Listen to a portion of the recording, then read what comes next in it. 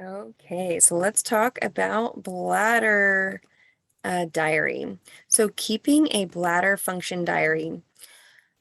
It is my least favorite thing to tell people to do because it is annoying to have to keep track of everything you eat and everything you drink and if you had an urge and how many seconds did you pee, which is actually kind of the funnest part.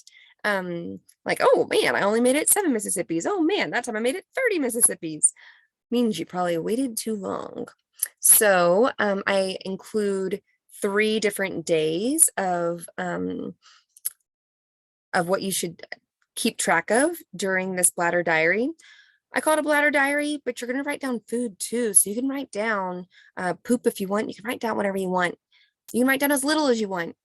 I am not one that's going to be a stickler, but the more information you write down, the more of help that I can be. Like I'm going to use an example.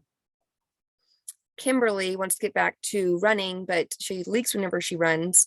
So I take a look at this, and for example, she'll wake up at 5. She'll start drinking coffee. At 6, she'll get the kids ready for school. At 7, she'll take them to school, and on her way home, that's whenever she runs. Well, she's already, and then she doesn't poop until 9, like as she's leaving the house, because it takes her 4 hours. She wakes up and she does all these things, and then the last thing she does is poop. I would try to wiggle things around so that way the first thing she did was eat. She didn't drink coffee before she went and worked out, and maybe even tried to poop before she got the kids out of the house. So that whenever she worked out, she wasn't full of a diuretic, and she also didn't have her bowels pressing on her bladder. Her bowels pressing on her bladder.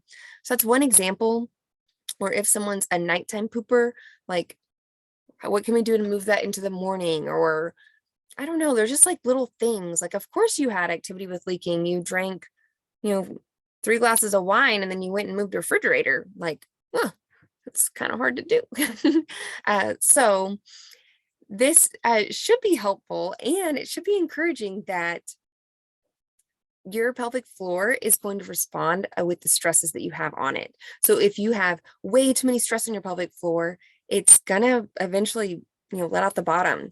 I really like that picture of the pelvic floor and all those muscles. They're all running in all these different directions, and they're just beautiful. But then there's still 2 holes in the middle. Like, be kind to yourself.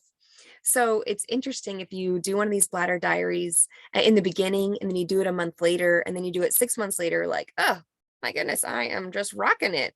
And so I really like people to be encouraged with this information, because you are fearfully and wonderfully made.